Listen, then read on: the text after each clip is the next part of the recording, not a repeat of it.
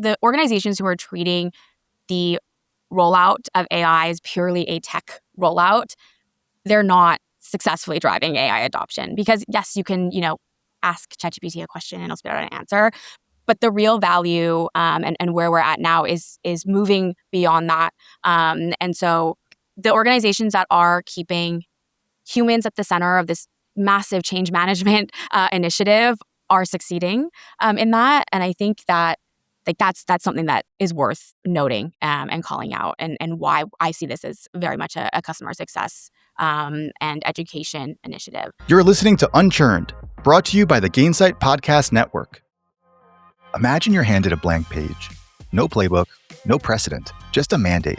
Take the most transformative technology in a generation and make sure people inside the world's biggest companies don't just use it, but truly believe in it, become champions for it. That's what Christina Meng has spent her career doing. First at Slack, where she helped grow a champion network to nearly 4,000 members. And now at OpenAI, where in just 1 year, she built their champion network from nothing to over 600 members. This week on Unchurned, the art of turning customers into your most powerful growth engine. Unchurned is proudly presented by the Gainsight Podcast Network. Hey everybody, welcome to this week's episode of Unchurned. I'm your host, Josh Schachter, Senior Vice President of Strategy and Market Development at Gainsight. And I am super excited to be here today with Christina Meng. Christina is the Champion Programs Lead at OpenAI, a little known company called OpenAI. Welcome, Christina. Thank you. I'm so excited to be here. Okay, so in my notes, you tell me if this is correct or not. This is what my chat GPT told me. Better be right. Better be right. No hallucinations here. You are, I'm going to throw in like a random hallucination just to see if you can catch it. Christina Meng is the person who built the OpenAI Champion Network from nothing and grew it to 600 plus members in a year. True or false? True. Great. Yeah. Before that, she did the same thing at Slack. True or false? True. I didn't build from the ground up at Slack, but I took the program over relatively early. Well, you know how they say that like ChatGPT can be a little bit overeager sometimes, like very like positive like reinforcement. So that's the piece where it's giving you a little extra boost. Yeah, a little extra boost there. Okay. So, but you were running the show there. We'll just say that. Like, Stuart looked up to you. Okay. So we're going to go into a couple segments here. I don't even know if you know all these segments. We didn't really discuss these too much, but I want to talk about how you got into Champion. Well, I want to talk about what Champions is, what Champion advocacy, customer education, community, all this, like what that is. Mm-hmm. Why you joined OpenAI. I mean, obvious, I suppose, but good question still.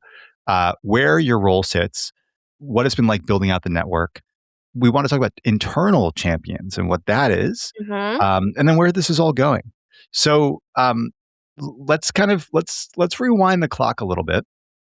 And you started at Slack. Yes. What were you doing at Slack? I started at Slack in 2015, January, I believe, 2015. We didn't have any different teams really on the sales or customer success side. We were all accounts. And so I started as an account manager. And then I was in sales for about 2 weeks and realized that was not a good fit for me. And then they were like, do you want to head on over to the customer success team? I didn't really know what that was at the time. I had very little experience in tech when I started at Slack. But Why wasn't sales your thing? Oh, someone heard me try to have a pricing negotiation. You're too nice. I'm from Canada. Oh, that says it all. But yeah, customer success sort of just aligned a lot with what I was passionate about and what I was good at.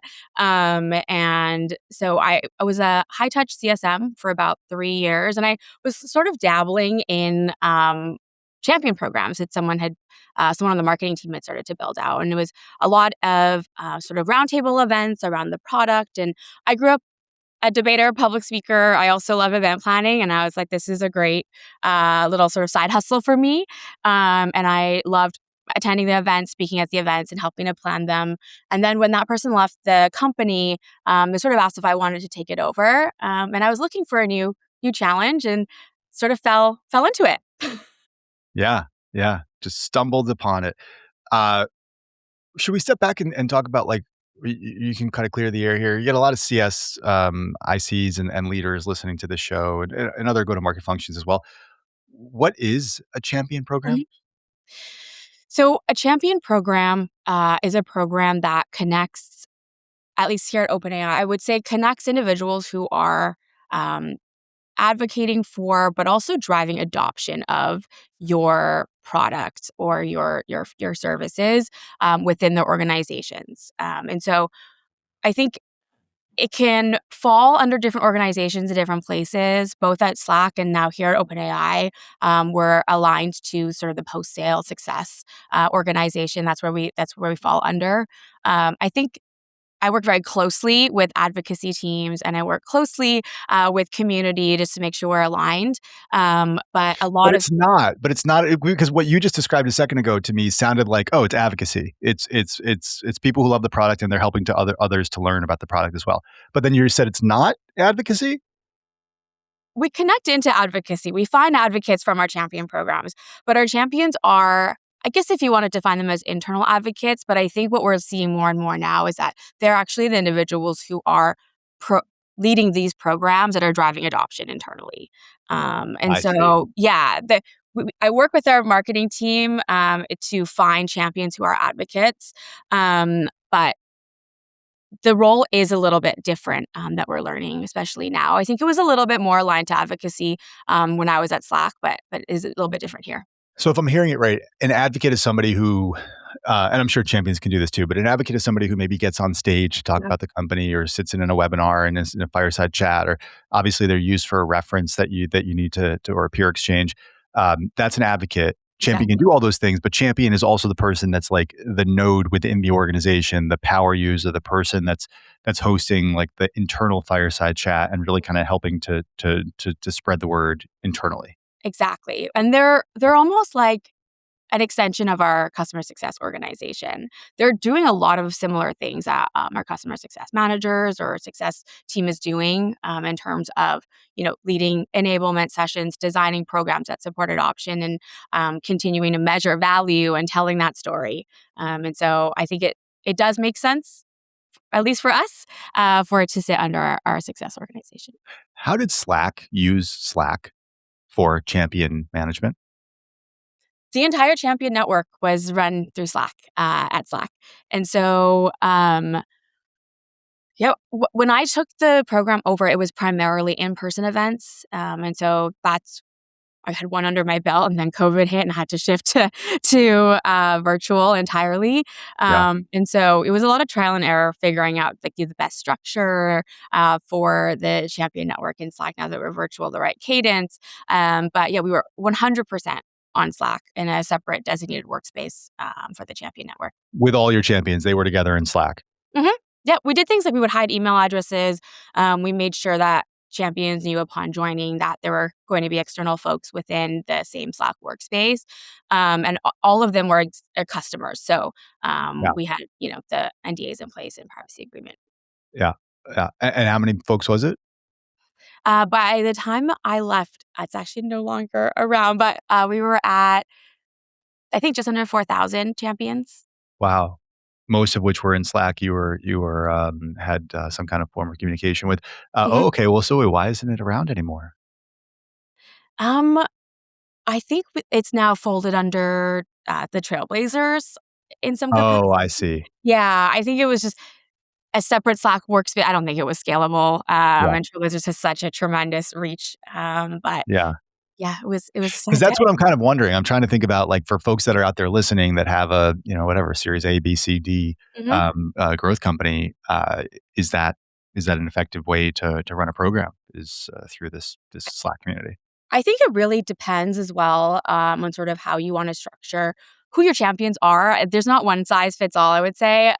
Who your champions are, how they want to engage with you, and then looking at different features like content management. Is that important? Do you want to I think it's changed a lot now.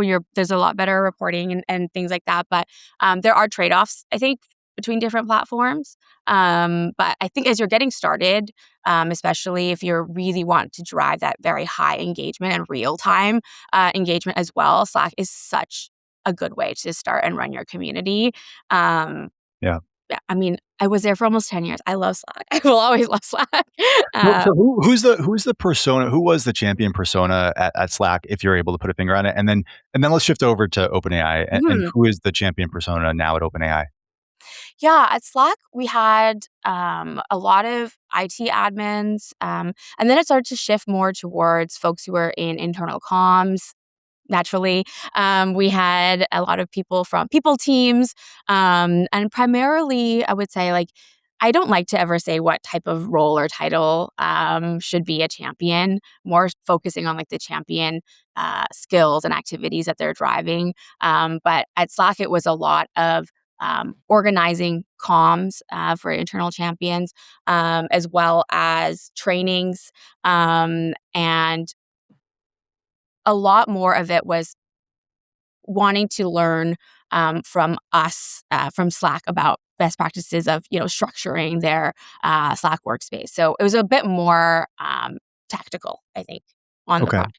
Yeah. And I know you don't want to typecast who the champion is at OpenAI, but tell us, who is the champion? Who's your archetypal champion at OpenAI right now? I mean, I My suppose it would be also, was this fall under your enterprise model, or also, which segment of the business are you really working with? Yeah, so I'm primarily focused on our enterprise customers, cross product now, but primarily our champions are typically director plus, or head of AI type role. They're the individuals, and I should preface this by saying we sort of identified three different champion personas. So there's not just like one type of champion. We have our executive champions, we have our champion leads, and then internal champions, which we can talk about a little bit later. Right now, our programs are designed around really supporting our executive champions and champion leads.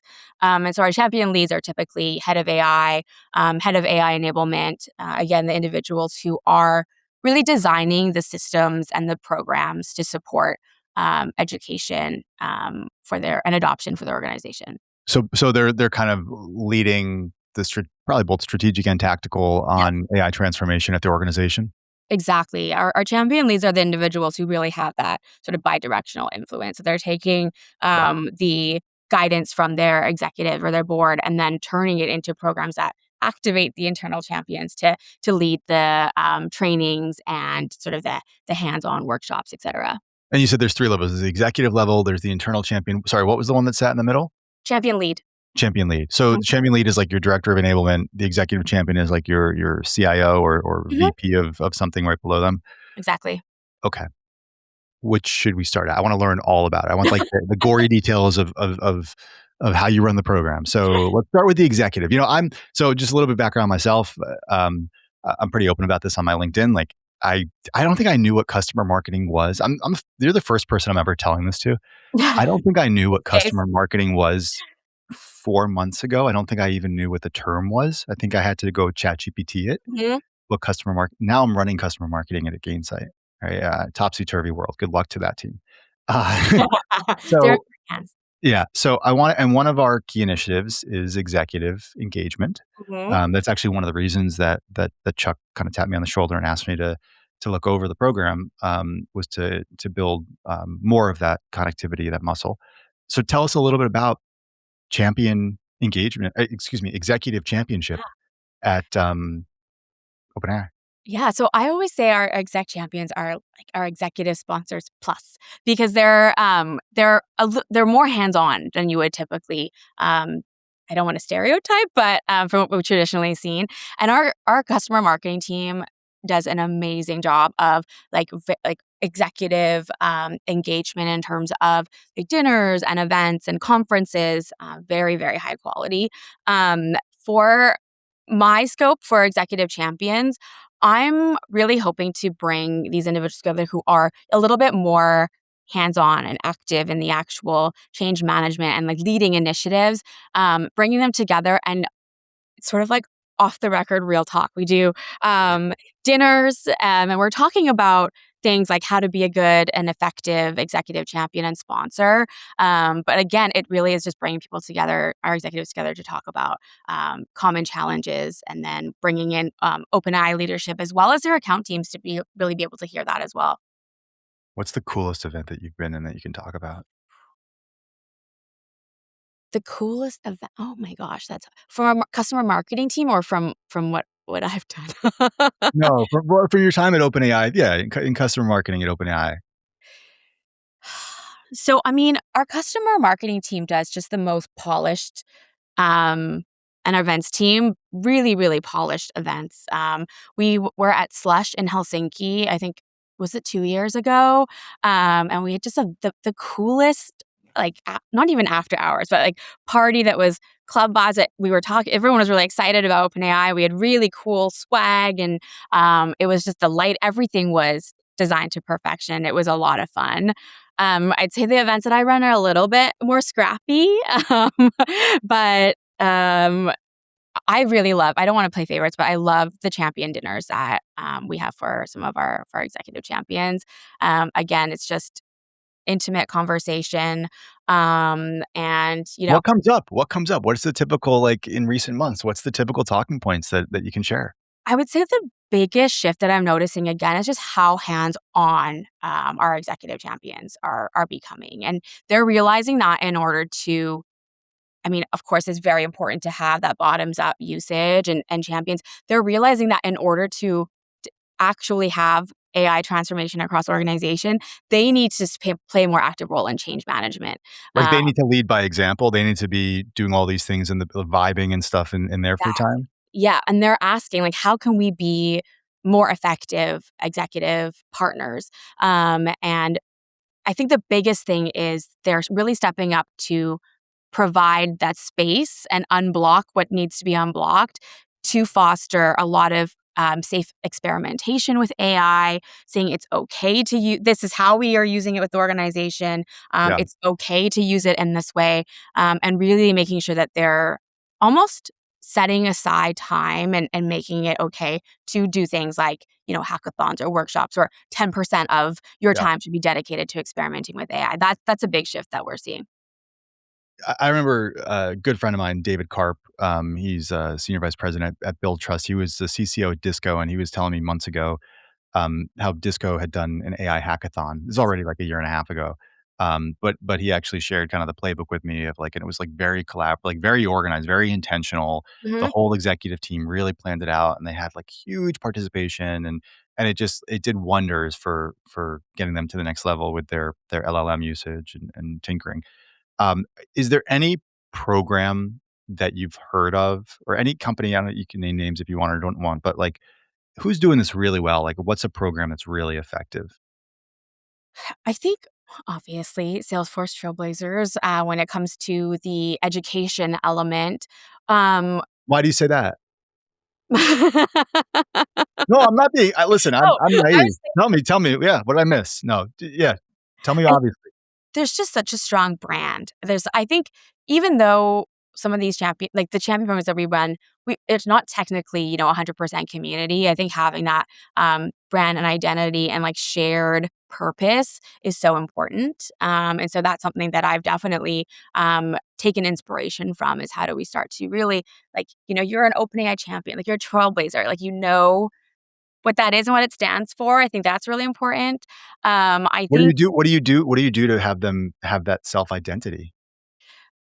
I have had to definitely, like, this is my LinkedIn champion of champions, but really champion the term champion, and make it really clear what an OpenAI champion is doing, who they are, making sure our champions know that, and they're able to speak to that as well. Of course, we have OpenAI What is champion it? flag.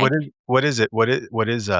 What is the definition of the champion then? An OpenAI champion is someone who is driving the AI transformation and adoption for the organization. I will add to that, though, I'm now also including the sustained adoption. I think that is Mm, extremely important, and that we can segue into this later, but a lot of our customers are starting to build their own internal champion networks, and I think that is a crucial way to sustain adoption because what we're seeing is that there's initial excitement, of yeah, course there is, and then it's sort of getting it teeters off or it becomes very uneven, yeah. and these internal champions are the way that we're sustaining that. Yeah. Okay. So executive championship is fancy dinners and Chatham House rules of Jeffersonian dinners of talking about different topics, right? Of like what's in That's their right. mind, like group therapy type of stuff, right? It sounds like that's the case, which makes sense. Probably like some World Cup tickets and stuff here and there as well. Honest Um, there's some, champion swag, and my secret is good wine. and good wine, yeah, and good wine. Okay. Then we've got geez, I forgot it again. What's it called? What's the middle level championship? Champion leads. Champion leads. So what's the program look like for champion leads? Mhm. So, champion leads we launched the OpenAI Champion Network in January of last year. Wow, time flies. And that is an online forum that we are inviting our champion leads to. And within the Champion Network, there's a series of events, both virtual and in person, and at different levels of scale. And that's sort of the primary way that we're engaging with them. Now, what's coming now is we're also doing recognition dinners for our champion leads. And there's also been some really great dinners where we've brought champion leads and executive champions together. I think that's been really impactful to sort of for both to be able to talk about the challenges that they're facing and how they can be better partners. But primarily, it is our champion network and the events that we're running there. So it's a little bit of like the mid touch for the champion leads. You're running the dinners, the in person Mhm. stuff, but also then the community forum. It sounds like as well for them. Yeah, and I think where we're actually seeing, and so for the first year, I just tried to do as many different event types and program types as I could to really understand how our champions want to engage with us in the right type of content. And so I would say it's actually pretty high touch, but virtual is easier Mm. because Okay. the sweet spot is around 25 to 30 attendees Yeah. to get really deep insights. And we're talking about, common adoption challenges and things like that. We're getting really deep in those conversations. And then I take those insights and that's what I use to design more of the scaled content and programming and Mm. experiences as So well. wait, so like literally you're like again, I don't know anything about customer marketing and I'm running this group here. So like teach me in real time Yeah. here. We have a session probably when this podcast comes out, or maybe this might come out just afterwards, with this amazing CCO, Teresa Anania. She's going to do Hmm. a virtual roundtable for our customers. Usually we've done all the webinars and roundtables for our prospects. But I said, no, no, no, let's do it for our customers.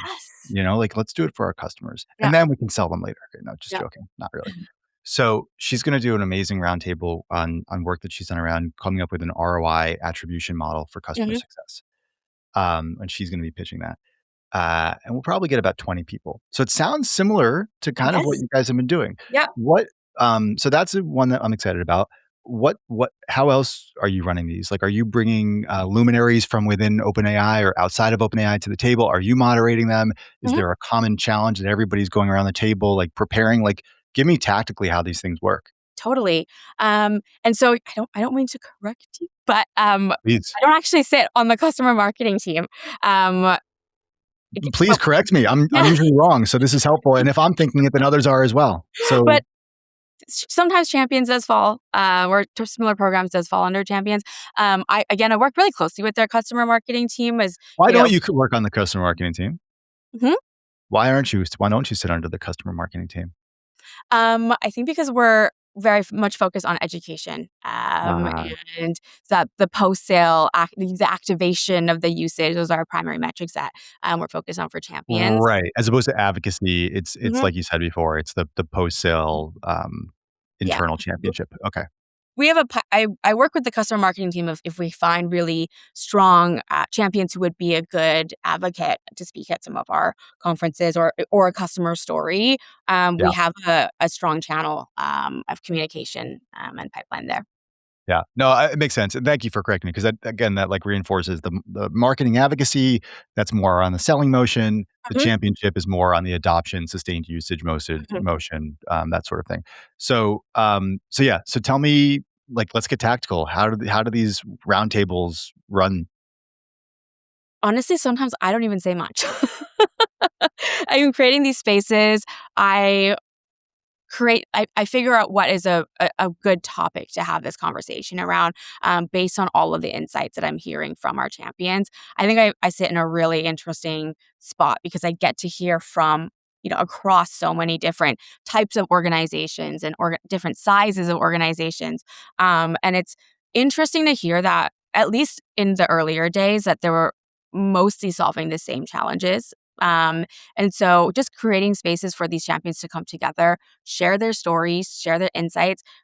They're helping each other. I kick off the conversation. Sometimes I have a couple questions, but it's always amazes me, and it amazes all of the folks that I bring in from OpenAI, just how much our champions want to talk to each other and learn from each other. Interesting. We also do a series where we bring in folks from different areas of OpenAI to talk about, how they're using ChatGPT for their role, or we brought in one of our CSMs to talk about how we're measuring value. But again, I try to keep the content to max like half of the conversation, because Yeah. there's just so much discussion that happens, and that's really where the magic happens. Do you have to be a champion to have access to these roundtables? Yes. Sometimes sometimes I do ones for experimenting. Again, we're all about experimentation here, with these types of events for folks outside of the Champion Network. I'm trying to stay focused. It's hard Stay in because I your want to lane. do Stay things. in your lane, yes. Yeah. But I think what's been really cool is that I'm starting to sort of like scale through playbooks, and I hate that word. They don't last very long, but like events in a box that I'm sharing with other parts of the organization, like our sales teams, to be able to run some of these types of events, just based on what I've seen work with our champions. And do you see that the folks that attend, that they communicate beyond just that virtual session? Yes, it warms my heart when I hear stories of champions who have met through champion events in the network. And then they're having now, like, weekly check ins with each other, ongoing. And I don't get to see exactly, or it's hard to track when that's happening, but I do hear it from our champions. And I think that's the beauty of it. I think because the nature of what we're doing, and, AI is there, these champions are one of very few people in the organization who are leading these efforts, and everything is new. So we're the questions really aren't that I'm getting from champions. It's not like, how do I use like this part of the product? How do I like give me the playbook for how to create internal champion network? That, like, if that's helpful. But the number one question is, I just want to hear from other people how they're doing it, uh, Mhm. and they're helping each other, and I really love that. That's awesome. We're all learning together, this AI Mhm, stuff. Okay, internal champions. Talk mhm. about that segment of your championship.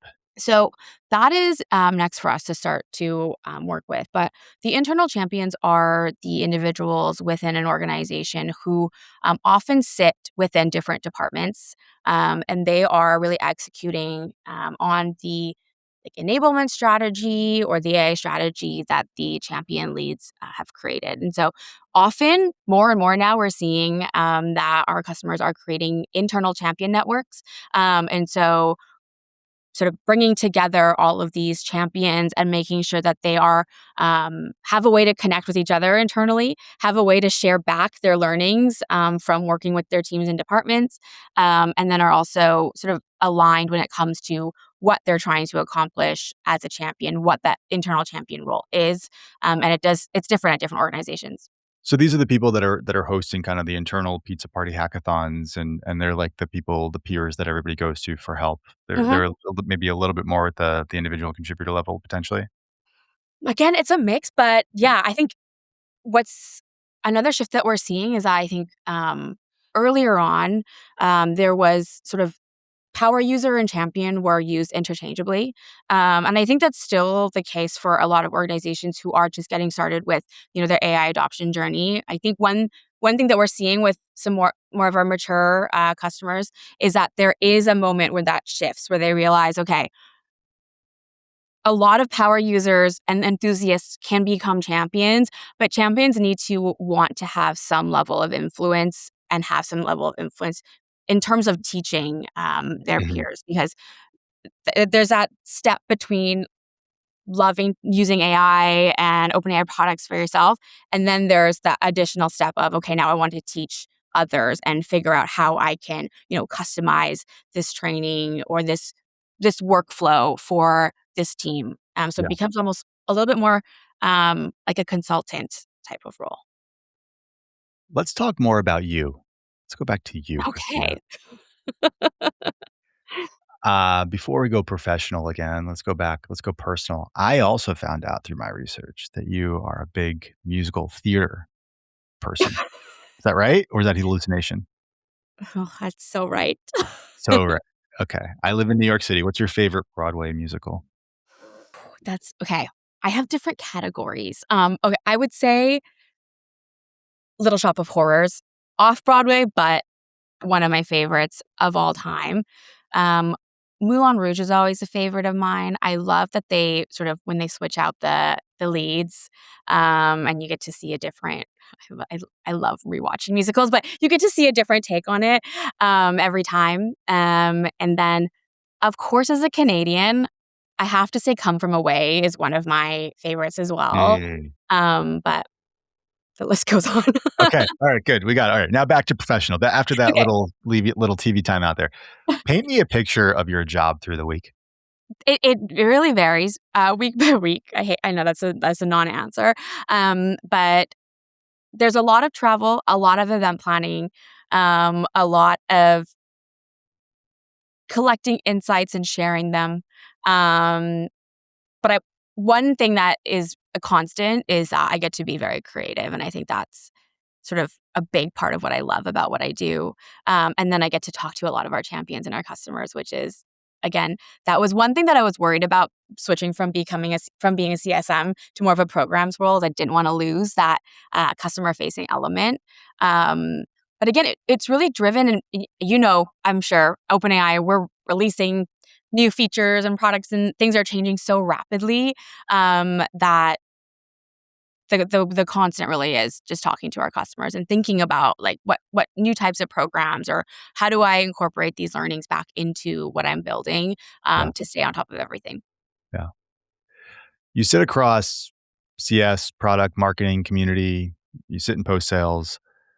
Which of your cross functional relationships is the easiest and which is the hardest? I would say, I mean, I don't know if this counts as cross functional because now we're on the same work, but working with our customer success team and partners. Obviously we need to stay very aligned and sort of making sure that we're aligned in our messaging and what we're trying to capture in our priorities. Um, One relationship that I've had to I wouldn't say it's hardest because it's great now, was the product, because no one knew what champions were when I started at OpenAI. No, it was so I just had to continuously really, again, champions and sort of say reiterate the value of talking to these individuals and at this scale. And now our product managers are some of the most engaged partners that we have. And yeah, I think that's the one that I'm like most proud of, I would say. How Um, do you work with product managers? Because that feels like a huge value proposition of having a champion program. yeah, Is the back and forth with them? yeah, it's definitely sort of another buzzword here, co-creation, but bringing our product managers in or tapping into our champions when we want to sort of run early stage ideas by our champions and things like, even directionally, we won't even name what the feature is, or, pressure tests, some value messaging, some light UX design as well. It's just, we have this group of amazingly engaged individuals who not only know how to advocate for themselves, but advocate for their entire organization and their feedback, and really understand the blockers and the challenges. And so it's just such a valuable group to tap into. And I think as soon as I had, the first couple of product champions from internally at OpenAI, folks started to see the value in tapping into them. Yeah. What metric are you measuring? At the beginning, it was a little bit vibes based. A lot of people thought I was in marketing. No, I'm not joking. There was a lot of attendance and engagement, and so. but that was what our marketing organization was really focused on and crushing. And so we had to really put a lot more operational rigor behind the champion program and what we're measuring. And now we're effectively aligned to driving activation. And then not just activation, again, sustained activation. And so that's sort of the big bet that we're making. And now I'm not a data person. I think the last month or so, I've been like living in spreadsheets trying to do this with the help of ChatGPT and Codex. I can't live without those things. But trying to really hone in on, it's hard to measure the impact that this champion is having internally because like they're Yeah. leading the programs that drive the adoption. And so, yeah, it's something that I've been thinking a lot about. But at the baseline is activation and sustained activation. Yeah. And do you guys have a definition of activation? Weekly active usage over enabled. Okay. And so Yeah. you're trying to correlate for the activities that they're engaging in your program, what's the correlation to Mhm. higher activation? And it's tough because, again, there's a lot of correlation. But I think my hunch is that because we're focusing a lot of our programs right now on our champion leads and our executive champions who are, have influence and decision making power, we can attribute a Yeah. little bit better. But again, our data team is probably like, Christina, stop talking. But yeah, that's definitely something that we're trying to really hone in on. Like even when we're about to launch an expansion of our champion network, and we're trying to look at the metrics that define what a champion is. We looked at things like, GPT usage or creation and how many people are using that GPT. But really, it is we actually took a step away from that, and I got a little bit creative of how we find our champions, the individuals who are sort of leading these adoption efforts. So it's tough, but Yeah. I'm confident we'll get there. Stay tuned. A friend and former colleague of mine at my startup, Update AI, his name's Mickey, and he used to say facetiously, he was very facetious. He used to say, you know who doesn't have customer success? Google, because you just type in a Google search and everybody knows how to use it. And that's the ultimate is when you don't even need CS because it's just as simple as typing in a search. Hmm. It's kind of the same with OpenAI. You just type in a prompt. So here's what I'm facetiously asking you to help. Ooh, I like the mug. I want one with the OpenAI I can branding and get you a everything. champion. Do I have champion mug? I have to become a champion. Thing. Yeah, Yeah. sign me up. So, um, so for all the SaaS post sales go to market leaders listening right now, why do they need customer education? Why do they need a champion program to increase usage, adoption, Mhm. GRR?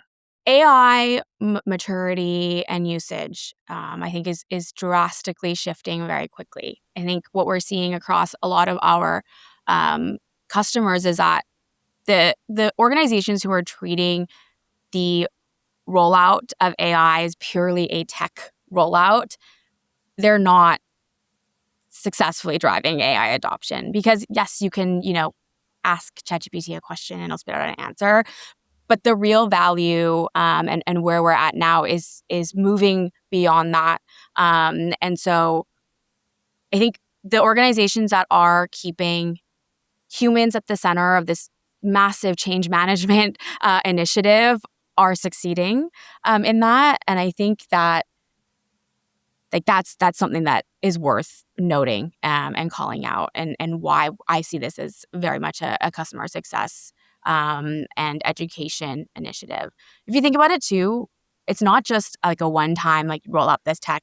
It is changing so quickly. So if I think about it through the champion lens, they are needing to create these programs that sustain adoption and they're driving the change, but they're also needing to keep up with all of the product updates and releases and figure out how to lead those releases internally as well. So it's constantly keeping up with the chain and change management, celebrating the wins and things like that. So to Yeah, me, it definitely makes sense that this aligns very closely to customer success yeah, and education. yeah. What's something that just to wrap us up here, what's something that you haven't yet tried in your program management that you would love to experiment with? I want to do some global async and live champion uh, event activation, Ooh. yeah. But making sure that it's very much aligned to what our champions need and they're doing. Because again, like this is not anyone's full-time job. Even our champion leads, like they're working across other AI initiatives and AI tools. And so I always try to think through the lens of how am I designing this program or this initiative that is going to make their lives a little bit easier. But then again, leaning into the global scale of it, which we're really trying to do. So that's Yeah. next on my list of things to figure out is how can we do this, like, I don't want to say not even just a hackathon, but use case showcase hackathon, global champion activation type thing. So stay tuned. Actually, last questions for you. Yes, Are you using agentic in any way in what you're doing? I am. Yes. As a pro, like as I couldn't do what I do without it, and this is something that I've actually had to intentionally carve out time to learn as well. I think I was so heads down focused on like launching this program that I was starting to fall behind on some I shouldn't be saying this, but some of We all the are. We're all falling behind. but what the beauty of it is that because it's moving so quickly, I think it's also you can catch up just as quickly if Yeah. you dedicate some time to learning it. But in terms of capturing insights and creating content and creating I'm not a technical person at all. I don't know how to code.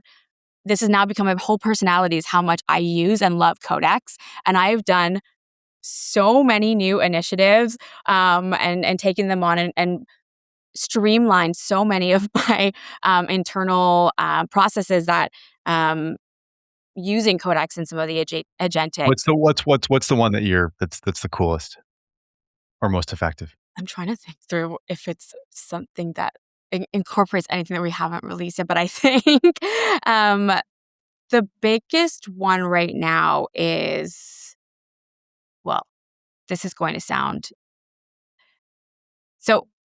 One thing that I'm really bad at is keeping up a internal and external calendar of what's happening for our champion programs and our champion events.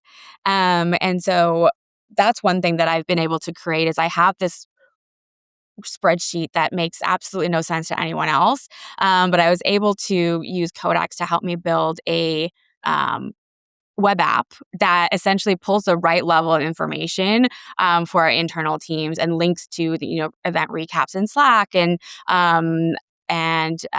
notes and the landing pages and everything like that. So it's sort of like a one-stop shop for what That's they so need. cool. It's like a hub of all of your champion events. Yeah. And Really, now we're really cool. thinking through also like how do we use some of these workflows to support our champions better in terms of helping them create content and making it tailored for their organization. So more on that to come as well. That is really cool. Okay, awesome. Christina, thank you so much. Christina Meng of OpenAI, champion of champions at OpenAI. This was delightful. I learned a lot. I'm sure our audience did as well, all five of them. And so thank you so much for being on the program. Thank you so much. This was so much fun.